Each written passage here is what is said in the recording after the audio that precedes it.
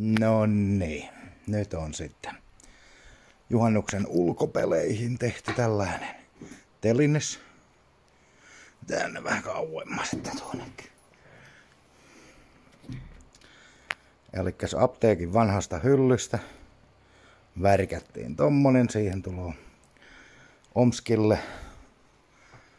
Omskille 150 senttiin rööri. Ja siihen saa samalla mökkitikko. Tuohon puolelle zoomata ne vähän. Laaja kuva. Ja sitten, niin tärkeintä se, että nuo saa, sitten jos vesisäri yllättää, niin nuo saa nopeaa tuosta pois.